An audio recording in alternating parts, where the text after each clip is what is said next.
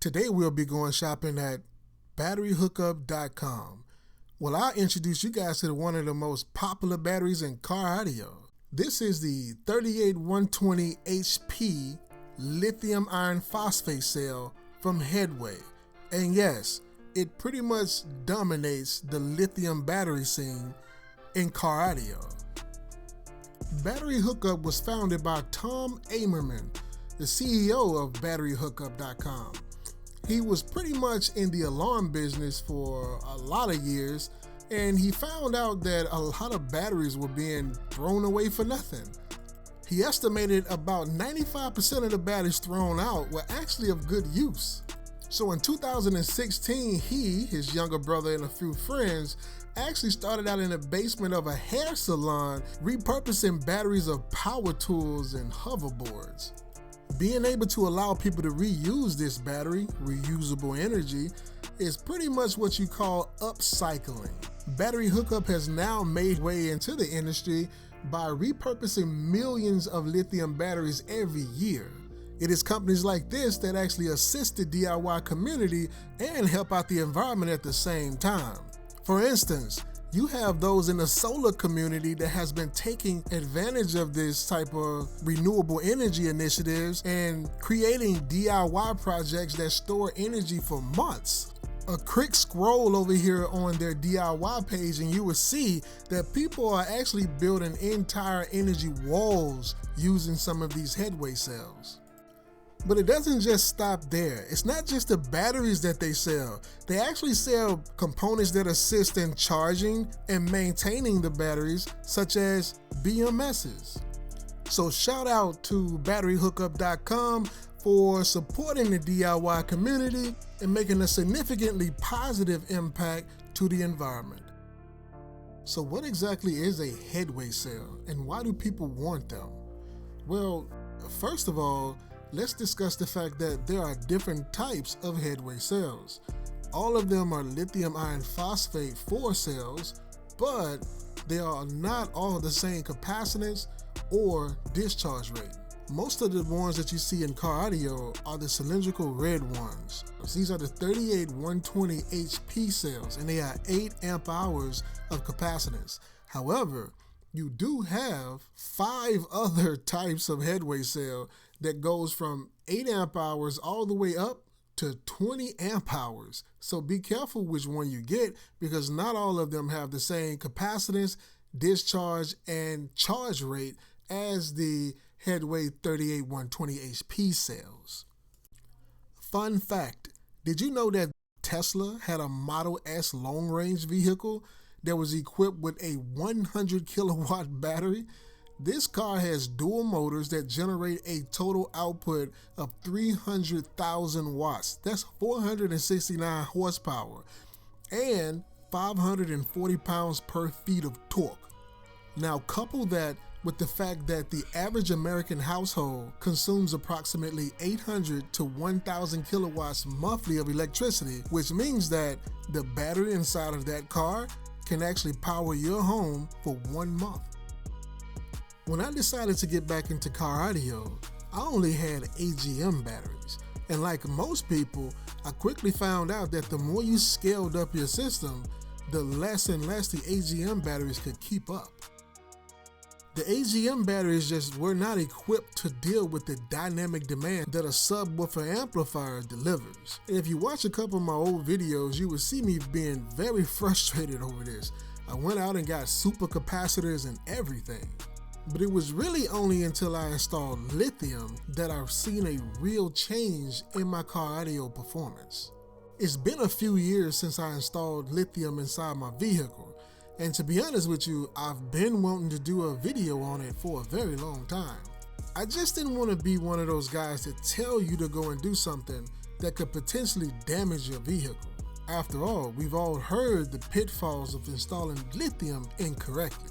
So I actually wanted to be one of the people that educates you a little bit on what I'm trying to get you or influence you to install inside your vehicle, because lithium can kill you.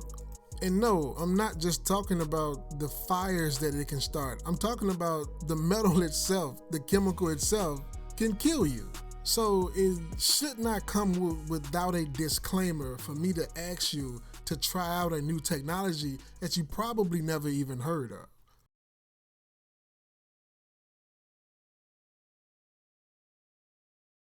So let's get back to the original question. Why are these battery cells so popular?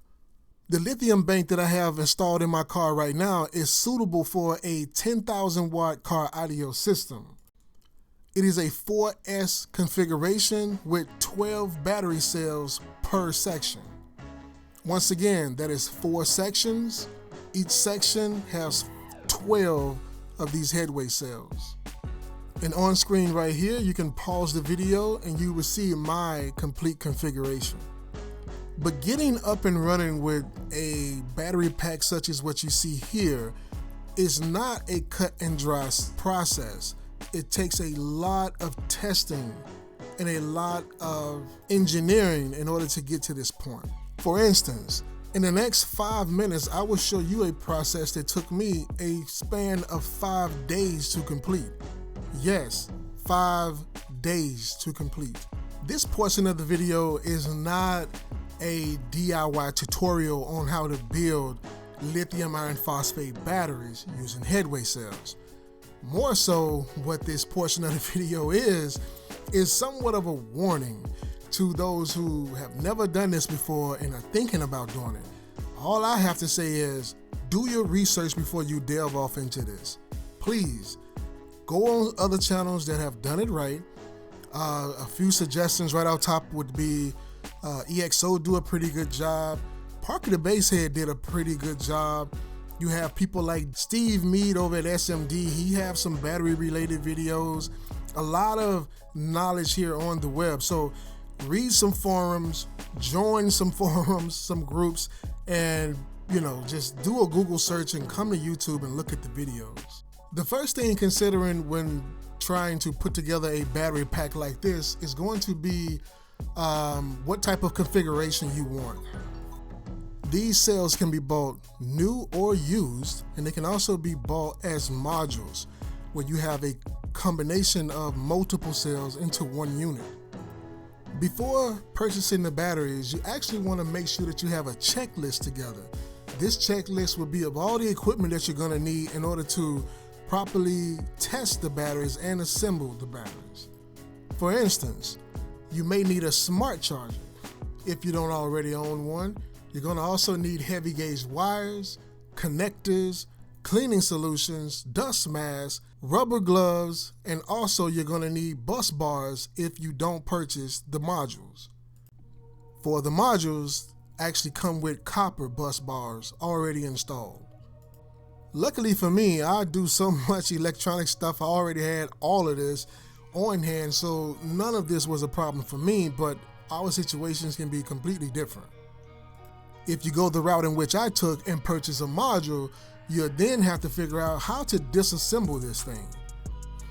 The first module that I purchased came completely encased in a very thick stainless steel case, and it was very difficult to get into. Whereas the Beast module that I purchased did not come in case such as this. It actually was pretty wide open, to be honest with you. But regardless of what configuration your module come in, all of these cells are going to need to be cleaned. Some of these modules are used as backup starter systems for whatever application is maintaining, and they do come pretty dirty, and this stuff looks black and nasty. So this is where your dust mask, gloves, and eyewear protection comes into play. Once you have all of your cells laid out and cleaned, this may be a good time to check the dates on them.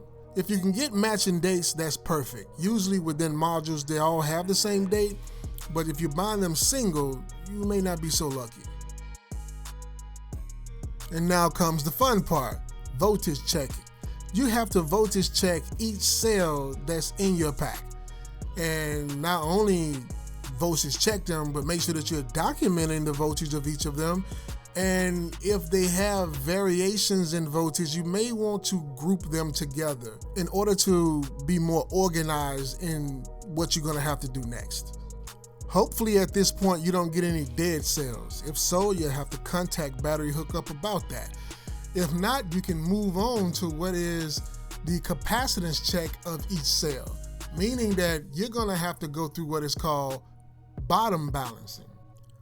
Bottom balancing refers to the process of ensuring that all cells within the battery pack are discharged to the same minimum safe level. The reason that this is important is because you want to know at what capacity is the battery going to be at once it's 100% charged. The smart chargers would tell you this.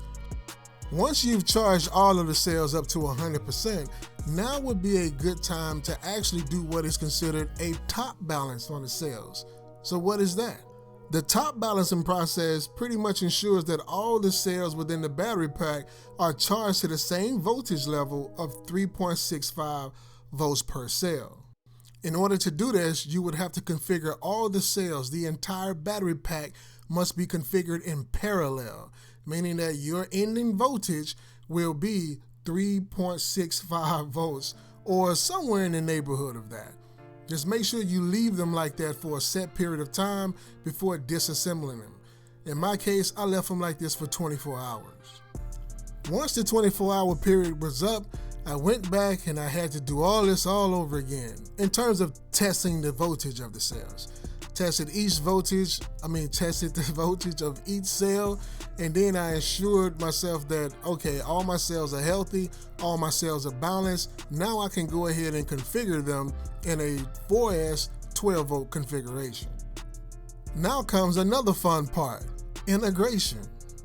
Now that you have a healthy battery pack, you have to integrate this within your car automobile's electrical system, which means that you need a case for these batteries. There are two options in order to get in cases for these batteries. That is to purchase an empty case in which your batteries may fit in, or you can build a case. In my case, I ended up going to Amazon and purchasing a couple cases. It was pretty easy from there. I'll leave links in the description to the ones that I used. And now we move on to assembly. You have two options here. You can use the bus bars that came along with your Beast module, or you can go and purchase bus bars from eBay and Amazon. For the first module that I had installed for years, I actually left the Beast module bus bars installed. I mean, come on, this is basically free copper. But years later, I was influenced by J.R. Garcia. This dude made PCB boards made out of copper for these type of cells. And he offered configurations for the Super Beast module and the regular Beast module. And this is what I have installed in my car today. This is amazing. When I first connected this thing, it was only showing like 30 amp draw. Then it dropped down all the way down to 10. That was these two batteries, these two lithium banks. Of course, they're wired in parallel, so they was like top balancing each other off. Then I just went ahead and started the car, and it jumped all the way up to like 150 amps and so. And this is cool. Like my stock alternator was 150 amps, but the one I got in it now is a 320 amp alternator from McMahon, so it can handle it. It can handle this. And what I'm gonna do is go in the car and give it a drive. These are my cells right here. And these are the cells of this battery right here. This bank is what you're seeing right here. This bank right here also got a balancer on. I haven't looked at it because I looked at them last week. They was fine. They was completely balanced. But now I'm looking at the fact that these guys sitting strong. Look at this, 160 amps is what it's charging at. Man, this is exciting, man. I get excited about stuff like this because when you see this, knowing that you did everything you're supposed to do, it makes you feel good. It gives you more confidence when you see all your cells are balanced. That gives you a lot of confidence. And knowing that you got the hardware to sustain this amount of current. You have the hardware to sustain that. It's not hurting anything. Your alternator is not hurting. Listen to my engine. Well, you can hear my exhaust back here. My engine is not whining. It is not. I'm at the front of the car right now. You don't hear anything. It's quiet like it always is. The car is quiet. And the reason why it's quiet like that is because that alternator on there doesn't have to do a whole lot of work to get that. That's nothing. That's nothing. That's only 50% of what it can put out. That's nothing. less than 50% really. But anyway, I'm gonna get this thing a dry, come back and show y'all the results. I'm quite sure there are probably a million questions you guys have about what I just said, but enough of that. I want to actually show you guys the performance of a battery such as this and how it can power a 10,000 watt car audio system. But for those of you who do have more questions, leave them in the comment sections below. I'll get to them as quick as I can, and if not, quite sure some big-brained person in the community will help you out. Coming up next is going to be some of my most favorite moments with this system, and where the Beast module assisted me at getting over 5,000 watts to my speaker system. And as you guys can see, I have a 12-inch horn in here. This is a real loaded horn enclosure tuned to approximately 33 hertz, I believe, but the cabin peak is going to change all that. This enclosure is approximately 6 cubic foot. I think it's 6.5 cubic foot.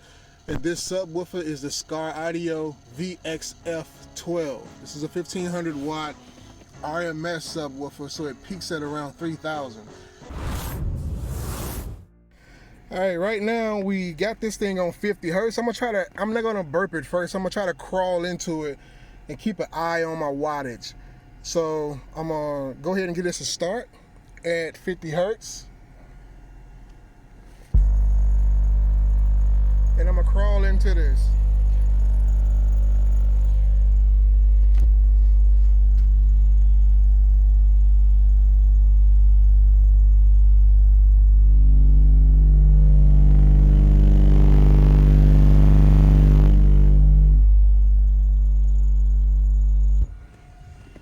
All right, so that was a quick crawl into it. As you guys can see, really for you guys. You see that? That's a 144.1. We're gonna try it again. All right, so here we go.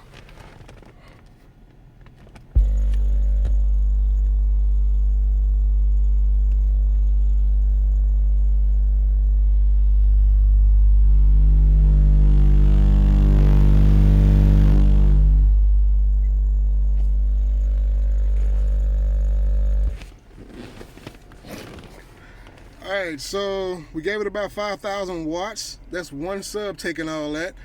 And we only got a 144.4. 144.4. I'm thinking that's around its potential. Is around 144. Maybe you can squeeze a 145 out of it. I don't want to do that. I think that's a pretty good number for one subwoofer forward facing into the cabin. I think that's a pretty good number. As you guys can see, that is two 18-inch subwoofers back there. I never thought I'd put these big subs in my car, but this setup is a little unique. This is an infinite baffle setup, guys. Infinite baffle, meaning that these things are mounted on the baffle, that piece of wood you see back there, and that's it. There is no enclosure back there. The trunk is basically the enclosure. And we're gonna burp this at 38 hertz.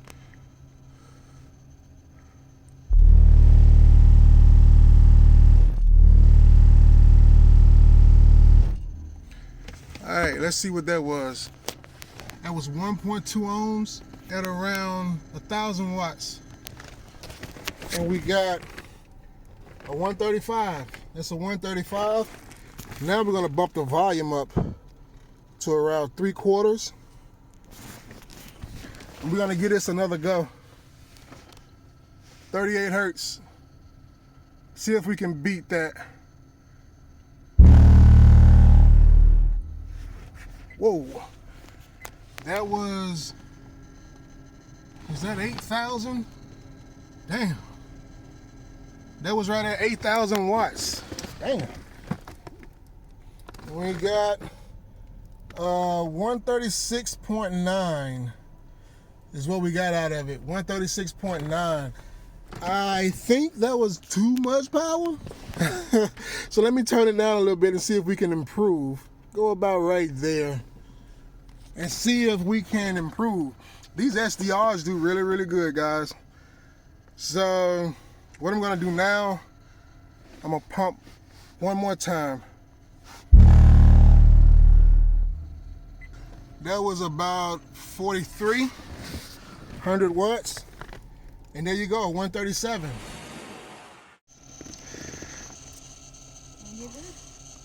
All right, 38 hertz. Whoo! 3,102 watts at 1.5 ohms. So we're doing good on impedance. That's a 140. All right, 38 hertz. Woo!